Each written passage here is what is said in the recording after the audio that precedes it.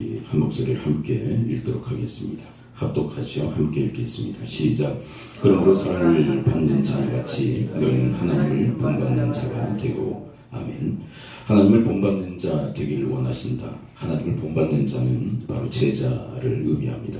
제자는 하나님을 본받는 사람이고요, 또 하나님을 닮아가는 자를 바로 제자라고 이야기를 하죠. 우리가 금요일에도 이 말씀을 잠깐 상고한 일이 있는데요. 예수 그리스도의 주력 사역이 제자 삼는 사역이었죠. 많은 군중을 대상으로 해서 집회도 하셨지만, 그러나 궁극적으로는 제자들을 선택해서 그들과 함께 동고동락하며 그들을 훈련하셨던 그 사역이 아주 주력적 사역이었다라고 성경은 우리에게 이야기를 해주고 계십니다. 그리고 제자들에게 또 우리 오간 모든 세대 속에서 하나님의 자녀들에게 그 제자를 삼으라고 명령하고 계시죠. 근데 그 제자는 바로 오늘 본문 말씀처럼 하나님을 본받는 자입니다. 근데 이 시대를 살아나가는 많은 그리스도인들에게 이 제자에 대해서는 별로 흥미로운 그런 주제는 아닙니다. 다른 것에도 관심이 많죠. 세상에서의 재물의 복, 그리고 명예, 그리고 권력을 얻는 그런 일들에 많이 심취되어져 있지, 이 하나님의 이 형상을 본받는 일에는 별로 관심이 없습니다. 우리가 이 일에 대해서 누가복음 15장에 등장하는 돌아온 탕자 이야기를 통해서 함께 말씀을 나눈 적도 있었죠. 여러분, 그 아버지는 얼마나 고매한 인격의 사람, 또 훌륭한 성품의 사람입니까? 그러나 두 아들은 전혀 그 아버지를 닮아 있지 않습니다. 왜 그럴까요? 그들의 관심사는 전혀 다른 데 있었기 때문이죠. 아버지의 재물에만 그들의 관심사가 있었고, 그래서 둘째는 미리 달라고 그렇게 요청하고 타국에 가서 다 탕진하고 돌아옵니다. 그리고 큰아들도 그 둘째와 다를 바가 없었죠. 그 둘째, 그 동생이 잃어버린 그 재물에 대해서만 관심이 있었고요, 잃은 것에 대한 아까운 마음만이 들어서 동생을 아주 하대하고 아버지를 원망하는 모습을 보게 되어집니다. 그 큰아들도 둘째와 다를 바가 없었다는 것이죠. 근데 여러분, 그 아버지의 소원이 뭘까요? 그 훌륭하고 그 고매한 인격을 지닌 그 아버지의 소원은 그 인품을 자식들이 닮았으면 하는 그런 바람을 가지고 있었을 것입니다. 저는 지금 우리 시대의 풍경도 저는 이 15장의 이 모습과 별로 다를 바 없다고 생각을 해요. 많은 그리스도인들, 하나님의 자녀들이 도대체 무엇에 관심이 있을까? 우리의 관심사는 도대체 어디에 있을까요? 그 큰아들과 둘째 아들의 관심사와 다른 관심사를 가지고 우리는 살아가고 있나요? 우리도 사실은 재물의 복에 무척 침착되어져 있고 사모하며 살아갑니다. 하나님께로부터 우리는 재물의 복을 받기를 소원하죠. 왜냐하면 이 땅을 살아갈 때 재물이라는 것이 얼마나 중요한지를 잘 알고 있기 때문에 그래요. 여러분, 재물이 없으면 생명조차도 유지할 수 없다는 것을 우리는 절감합니다. 그래서 재물이 얼마나 귀하고 소중한지를 잘 알고 있어요. 그래서 하나님께 그 귀하고 소중한 재물을 구하는 거죠. 근데 여러분, 재물이 소중하지 않다, 귀하지 않다, 그렇게 얘기하는 것이 아닙니다. 여러분, 그 재물의 복보다 더 중요한 게 있음을 하나님은 성경을 통해서 우리에게 교훈하고 있는 거예요. 여러분, 그 교훈을 받을 수 있는 심령들이 되어지기를 축원을 드립니다. 여러분, 그 재물보다 우리가 귀하게 여기는 우리의 그 재물보다 더 소중한 것은 이 하나님의 형상을 본받는 일이라고 우리에게 레슨하고 계신 거예요. 그렇다면 여러분, 왜 하나님은 당신의 형상을 본받기를 왜 원하시는 걸까요? 다른 이유가 아니에요. 첫 번째 창조 목적을 회복하시기 위함입니다. 여러분, 창세기 1장을 보게 되면 사람을 하나님의 형상대로 지으십니다. 그리고 세상을 통치하게 만드시죠. 이것은 연결고리가 있는 거예요. 여러분, 세상을 통치하기 전에 하나님의 형상대로 지으신 거예요. 그렇다면 그 인간은, 그 사람은 세상을 어떻게 다스렸을까요? 하나님의 형상대로 통치하고 다스렸을 거예요. 그래서 그 사람이 세상을 얼마나 아름답고 행복하게 다스렸을까 상상이 되겠죠. 근데 그 인간이 죄로 인해서 타락하게 됩니다. 하나님의 형상을 잃어버려요. 이 하나님의 형상을 잃어버린 인간이 세상을 파괴적이고 고통스럽게 다스리게 된 것이죠. 그럼 우리의 가정, 우리의 교회, 그리고 우리 사회를 보게 되면 이런 형상이 파괴된 인간의 이 통치와 다스림의 모습을 우리는 여실히 보게 되어집니다. 얼마나 고통스럽게 만들고. 그럼 지금 국회의원들 이제 새롭게 뽑혀서 국가를 정치한다고 얘기하는데 얼마나 고통스럽게 만듭니까, 백성들. 또 위정자들이 또 형성되어져서 나라를 다스리지 않습니까? 그런데 얼마나 고통스럽고 힘들게 만듭니까? 다른 이유가 아니에요. 하나님의 형상이 파괴된 인간들이 세상을 통치하고 다스리고 있기 때문에 그래요. 그런데 그것이 비단 정치가들만의 문제일까요? 우리는 어떨까요? 우리도 하나님의 형상이 파괴된 상태이기에 가정을 다스릴 때 가족들을 고통스럽게 만들어요. 그리고 우리의 공동체, 우리의 소속한 사회를 고통스럽게 만드는 중요한 이유가 있다면 형상의 파괴 때문에 그래요. 그래서 하나님께서 이 원래의 창조 목적을 회복하기로 하십니다. 다스리고 통치권은 여전히 있어요. 그다음 뭘 먼저 회복하셔야 된다는 걸까요? 잃어버린 하나님의 형상을 회복하기로 하세요. 그래서 오늘 본문에서도 하나님을 본받는 자들이 되라, 하나님을 닮아가라, 이렇게 이야기하시는 거예요. 그럴 때 비로소 우리는 우리의 가정을, 우리의 공동체를, 그리고 우리 사회를 복되게 통치하고 다스리게 될 줄을 믿습니다. 다시 말해서 행복하게 다스리게 된다. 다른 사람들을 행복하게 통치하고 다스리는 자가 되기에 하나님의 형상을 본받기를 우리에게 원하신다는 것입니다. 그렇다면 우리가 본받아야 될 하나님의 본이 뭘까요? 먼저 본을 보여주셨다는 이야기죠. 본 받아라. 그 본을 따르라는 것은 본을 먼저 보여주셨다는 것입니다. 그런 의미로 에베소서 5장 1절을 함께 다시 한번 읽어볼까요?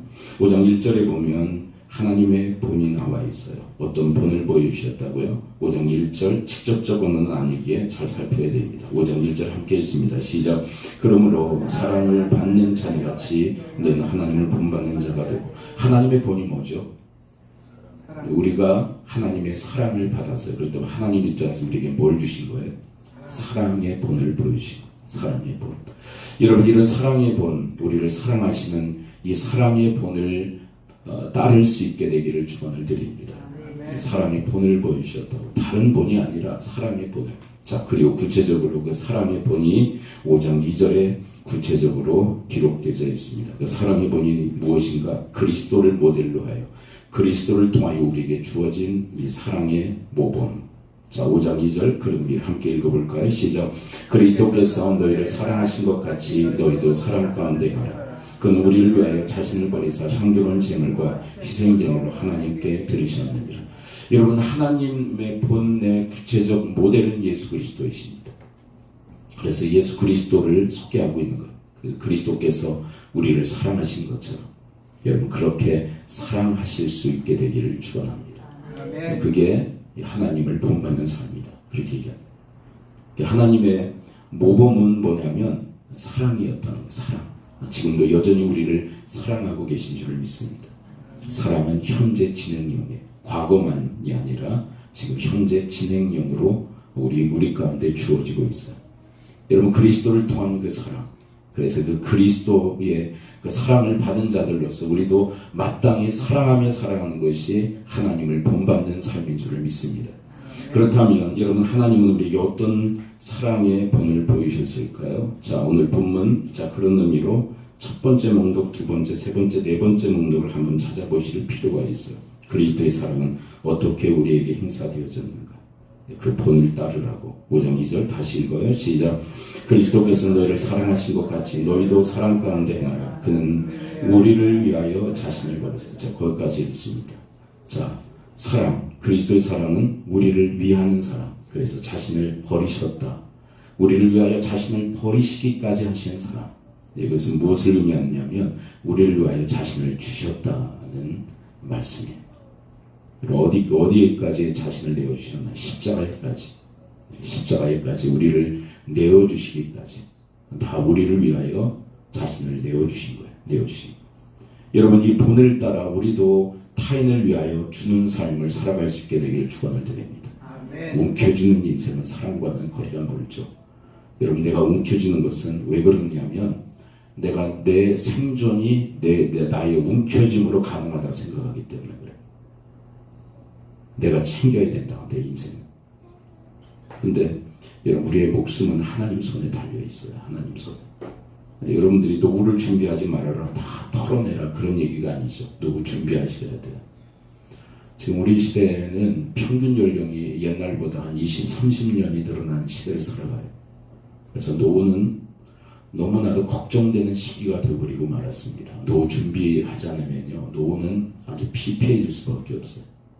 근데 그거 할 필요가 없다, 그 얘기가 아니에요. 그리스도인들이라 할지라 노후를 준비하셔야 됩니다.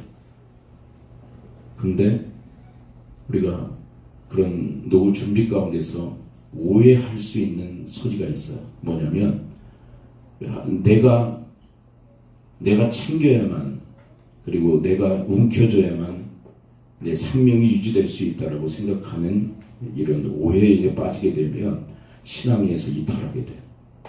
그런 노후 준비하셔야 됩니다. 자, 그런데 노후 준비하시면서 여러분들의 노후를 결정짓는 분, 그리고 책임져 주신 분은 하나님이심을 고백하셔야 돼요. 아멘. 네. 여러분들이 한가님을 써도 안 되는 부분이 있어요. 하나님의 영역이 있다는, 하나님의 그것에 대한 믿음이 있어야 돼. 움켜쥐기만 한다고 자신의 생명이, 근데 참 희한하죠. 자기 생명만을 위한 거예요. 자기만을. 근데 이게 타락한 이 인간의 본성이 자기만을 위한 거. 여러분, 타락 전에는 하나님의 형상들을 지음받은 사람이었기 때문에 누구를 위할 줄 알았을까요? 타인을 위할 줄 알았어요. 다른 존재를 위할 줄 알았던 그런 인간이 이제 타락한 이후, 죄로 인하여서 타락한 이후에는 오직 자기만을 위한 거예요. 자기만. 그래서 움켜쥐죠. 그리고 다른 사람의 것까지 빼앗아서 취합니다. 자기만을 위한, 이 타락한 인간의 본성이. 근데 그리스도께서 우리를 위하여 자신을 주시기까지 사랑하신 것처럼 여러분과 저도 그 그리스도의 본을 따라 타인을 위하여 주는 인생을 살아갈 수 있게 되기를 축원을 드립니다. 바라기는 여러분들에게 하나님이 복을 주시되 노후가 충분하고 넉넉할 뿐만 아니라 여러분 타인에게 나눠주고 또 베풀어도 넉넉한 삶이 되어지기를 축원을 드립니다. 아멘. 자기 인생만 그렇게 유지되는 것이 아니라 하나님의 넘치는 은혜가 우리 가운데 있기를 바라요. 자, 최근에 제가 읽은 글 중에서 이런 글이 있더라고요. 주는 인생에 대한 글인데요. 돈이 없어도 베풀 수 있는 7가지 방법. 자, 이게 우리는 돈이 있어야만 줄 수 있다고 생각하는 그런 오해가 있어요. 나는 돈 없어, 그래 줄 게 없어. 네, 정말 가난한 사람. 네. 돈이 없어 가난함이 아니라 그 마음이 가난한 사람의 마음이. 성경적 그 좋은 의미가 아니에요. 네. 난 돈이 없어서 아무것도 줄 게 없어. 이건 정말 피폐한 인생. 돈이 없어도 줄 수 있는 게 우리에게 너무도 많다는 거예요. 7가지 목록을 제가 읽어드립니다. 밝게 웃어주기. 네. 줄 수 있죠. 네. 우리 한국 사람들은 웃지 않으면요, 표정을 짓지 않으면 화나 있는 것 같아요. 옆에 사람 보세요. 그때 찰나에 웃어주란 말이에요. 인상 쓰고 계지 말고. 줄 수 있죠. 웃는 거 줄 수 있는데 안 준단 말이에요. 인상 쓰고. 좋은 말 하기. 돈 들어요? 안 들어요? 따뜻한 마음 갖기. 따뜻한 마음을 주란 이야기죠. 부드러운 눈빛으로 대하기. 도끼는 하지 말고. 예의 있게 행동하기, 자리 양보하기, 다른 이 마음 헤아려 주기.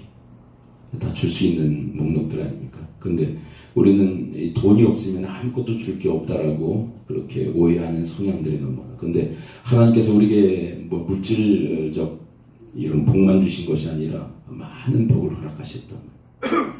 줄 수 있는 거 우리가 헤아려 보면 얼마나 많이 줄 수 있는 게 있는지 몰라요. 특별히 우리는 황금률의 말씀을 우리가 듣고 있잖아요. 황금률의 말씀. 우리 욕구마저도 주는 것으로 승화시킬 수 있다. 여러분, 욕구를 기반으로 해서 줄 수 있게 되기를 축원을 드립니다. 아멘. 그것이 마태복음 7장 12절의 말씀이 아닌가. 줄 수 있어요. 줄 수 있어. 자, 함께 한번 읽어볼까요? 마태복음 7장 12절 시작. 그러므로 무엇이든지 남에게 대접을 받고자 하는 너희도 남을 대접하라. 이것이 율법이요 선지자니라. 이런 받고자 하는 대로 주시기를 축원을 드립니다. 이게 그리스도 예수의 본을 따르는 삶이에요. 받고자 하는 줄 수 있죠. 근데 참 지독하리만큼 고집들을 피워요. 받기만을 바래. 아버지 학교 그 마지막 주차 이렇게 참여하면요, 그 아내들 또 가족들 다 함께 참여를 해요. 제가 이 이야기는 참 여러 번 얘기하죠. 저에게는 좀 충격적이고 많은 일상화되어진 삶이기 때문에 말씀드려요. 많은 가족들이 나와서 가정의 불행의 원인을 상대방에게 돌려요. 그것도 서로가 서로에게. 근데 한쪽만 그러면 문제가 안 되는데 서로가 서로에게 돌릴 때 가정은 불화하게 돼 있고 지옥을 방불하게 돼 있는데, 상대에게 뭐라고 돌리느냐면 내가 바라는 걸 이 인간이 안 줬다는 거예요. 뭐 이해가 되세요? 내가 이 배우자에게 이런 걸 바랬는데 이 인간은 도무지 채워줄 줄 모른다. 그러니까 내 인생이 불행하다. 상대가 나한테 바라는 걸 안 줘서 내가 불행한 건가요? 근데 이런 철학을 가지고 살아가는 사람들이 너무나도 많아요. 근데 아무리 얘기해도 고집을 꺾질 않아요. 기필고 받아내야 되겠다는 거. 근데 그 기필고 받아내는 과정에서 폭력이 행사되어져. 폭언을 하고 폭력을 행사해서 나한테 주도록 만들죠. 근데 그렇게 얻어서 뭐 하자는 거죠? 이게 인간의 파괴된 형상이에요. 파괴된 형상. 받으려고만 하는 것은 파괴된 형상. 근데 하나님의 형상은 뭐예요? 따라서 고백해 옵니다. 받고자 하는 대로 주는 것. 이게 하나님의 형상. 그렇게 먼저 행하신 분이 하나님 아버지이신 줄을 믿습니다. 그래서 이 7장 12절의 맥락이 뭐냐면, 구하는 자에게 주시고 찾는 자에게 찾게 하시고 문을 두드리는 자에게 열어주신다라는 기도에 대한 레슨 아닙니까? 근데 그 말씀을 하신 다음에 곧바로 이 7장 12절의 말씀을 하십니다. 그러므로 이거는 하나님이 하셨듯 너희들도 그렇게 해라. 근데 앞에 말씀과 이 12절의 말씀은 맥락이 전혀 어울리지 않는 듯한 그런 느낌이 있어요. 근데 여러분, 구하라 그러면 주실 것이요라는 이 기도에 대한 레슨과 이 마태복음 7장 12절의 말씀은 아주 기가 막힌 그런 조합이에요. 하나님 어떤 분이시라는 걸까요? 우리에게 받고자 하는 대로 주시는 분이라는 거. 황금들의 하나님. 좀 황금들이라는 말을 이렇게 붙여드리기가 좀 그렇지만, 그렇다고 하나님이 기분 나빠하시지 않으니까. 하나님 우리에게 받고 싶은 게 있어요. 우리 하나님의 자식들에게 받고 싶은 게 뭘까요? 여러분, 당신의 자식들에게 받고 싶은 게 뭐죠? 하나님이? 여러분, 하나님이 여러분들에게 뭐 받고 싶어 하셔요? 모르셔요? 대답하시라는. 네. 하나님이 여러분들에게 뭐 받고 싶어 하시는 것 같아요? 말씀에 순종이에요. 말씀에 순종. 그래야만 역사가 일어나기 때문에. 순종하지 않으면 아무 일도 일어나지 않아요. 그것을 이 맥락으로 얘기한다면 말씀에 응답 좀 해라. 응답. 이 리액션이죠. 리액션. 이 신앙 리액션이에요. 반응할 줄 알아요. 하나님 말씀에 응답하기를 하는, 그렇게 바라시는 대로 우리를 대접하시는 것이 기도 응답이란 말이에요. 그 하나님을 기반으로 해서 그러므로 이렇게 말씀해요. 그러므로 너희도 남에게 대접받고 남을 대접하라. 여러분, 하나님을 향해서 대접받기 원하시면 하나님 좀 대접해 드릴 수 있게 되기를 축원을 드립니다. 아멘. 받기만을 바라지 말고 하나님 좀 대접 좀 해드렸으면 좋겠어요. 하나님 대접해 드리시길 축복합니다. 아멘. 그분께 바라기만 하지 말고. 이게 얼마나 성숙하네요.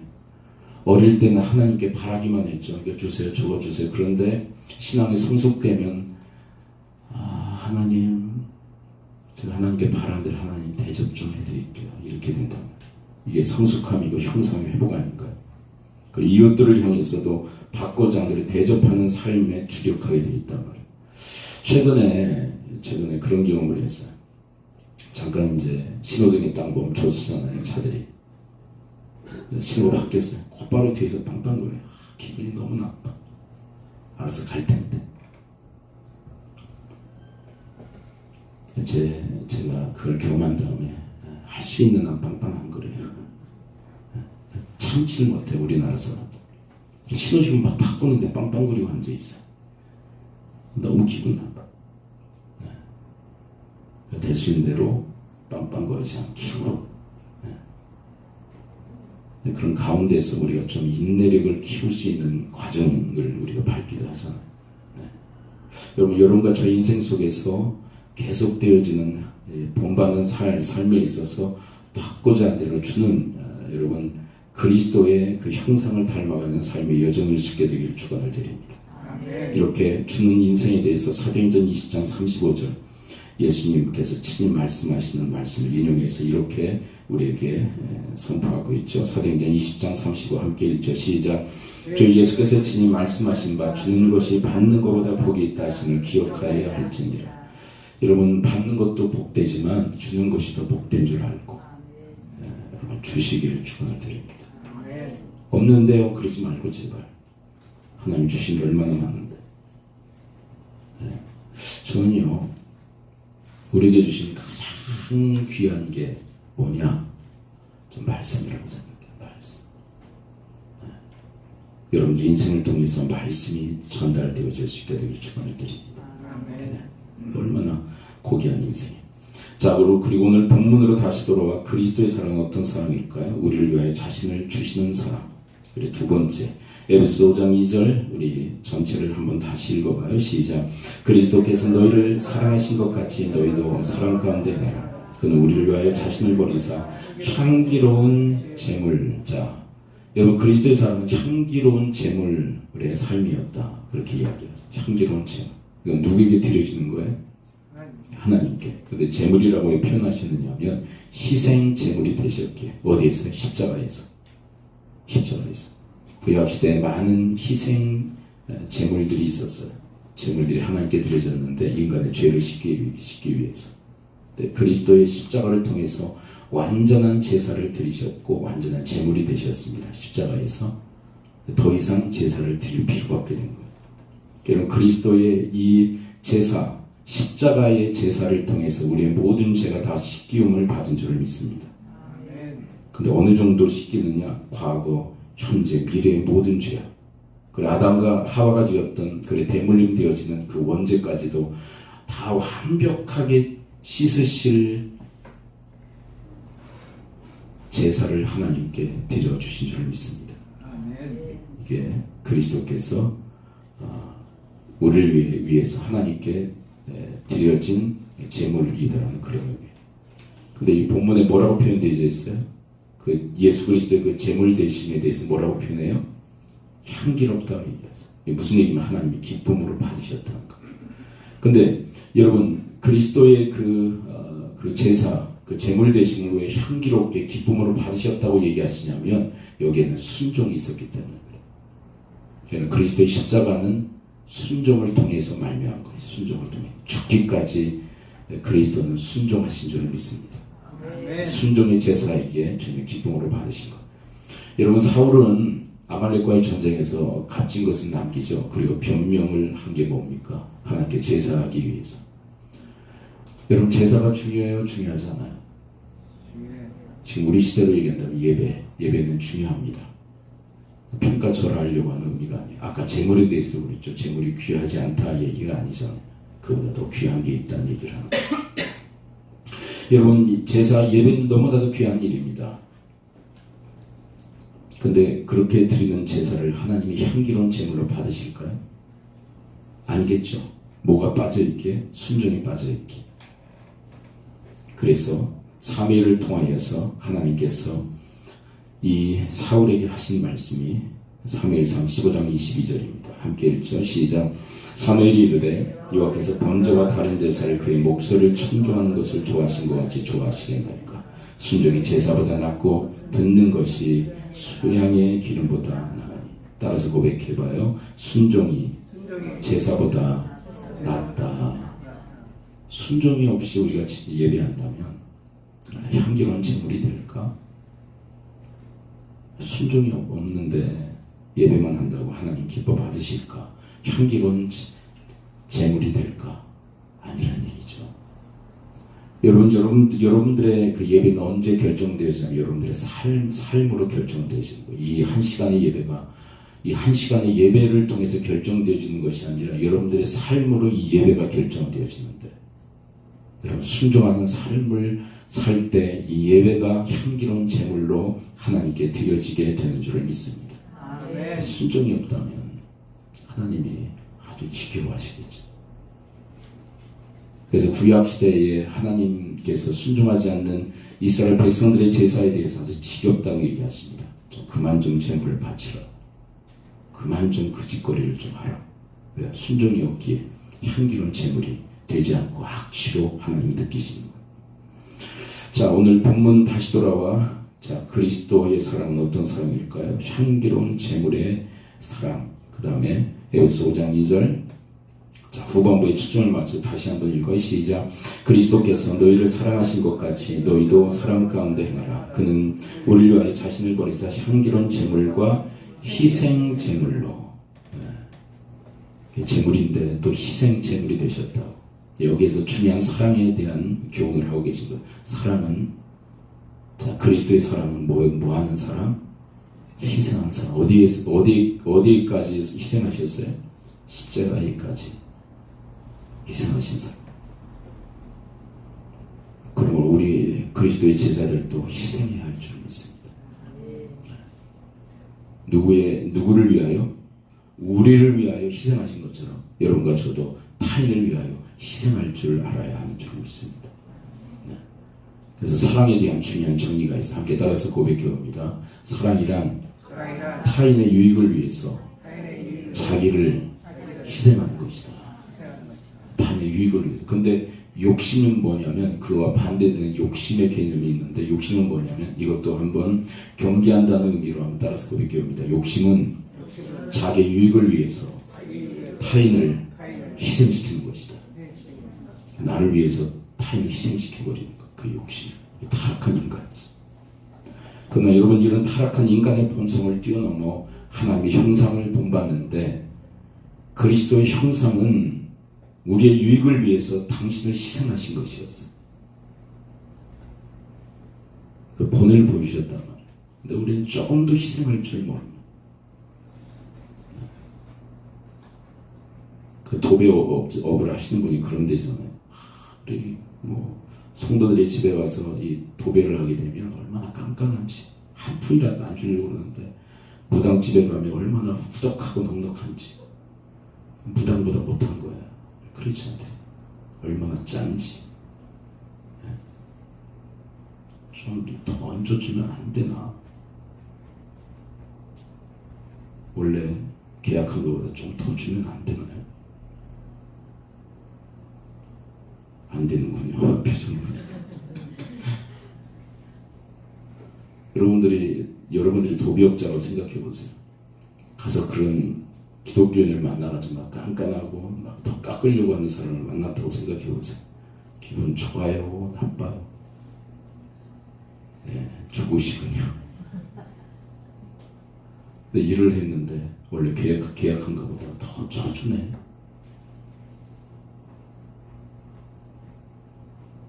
사실 우리 기독교인들의 이 전도를 막는 것은 기독교인들 때문이다라고 하는 말도 있어요.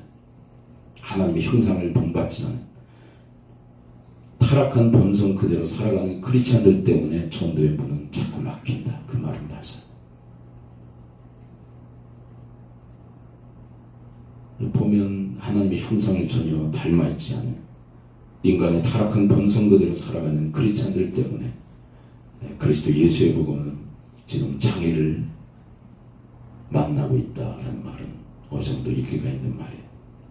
그러므로 사랑하는 성도 여러분, 그리스도의 보여준 이 모본, 우리를 위하여 당신 자신을 희생하신 이 사랑의 본을 따라 희생할 줄 아는 주님의 사람들 되어지기를 축원을 드립니다.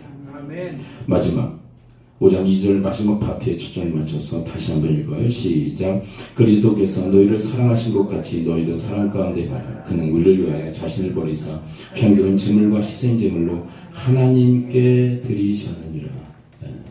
여러분, 우리를 위해서 당신을 주셨을 뿐만 아니라 자기 자신을 누구에게 드렸다고요? 하나님께 드리셨다. 근데 왜 이렇게 드리실 수 있었을까? 하나님을 사랑하시기 때문에. 여러분, 주는 거는 뭐 하기 때문에? 자, 이웃들에게 주는 거는 뭐 하기 때문에? 사랑하기 때문에. 드리는 건 하나님을 뭐 하기 때문에?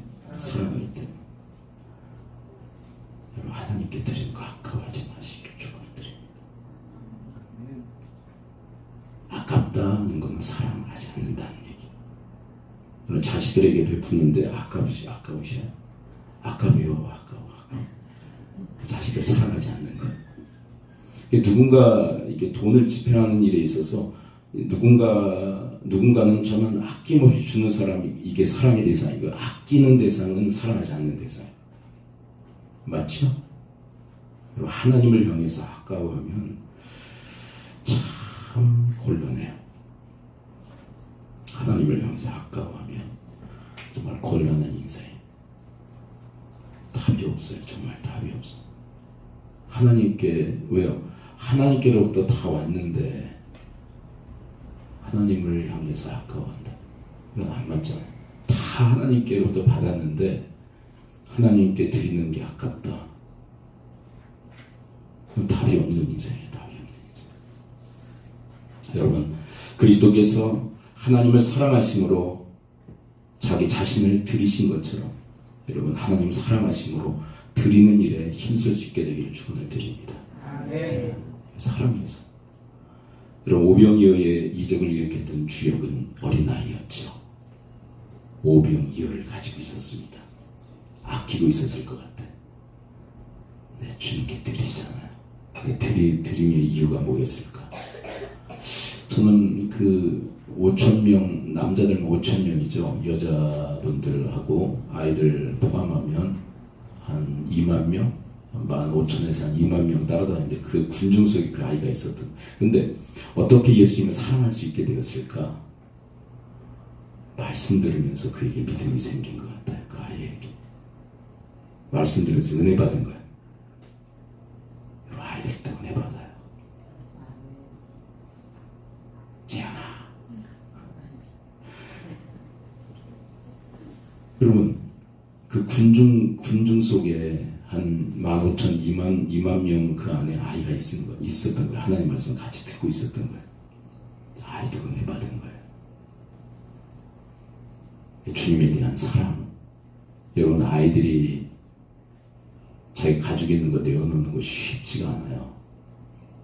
아이들한테 뭐 사주고 한 입만 그러면 내놓나요? 안 내놓나요? 한 입도 안 줘. 내 가지가 없어. 그렇죠?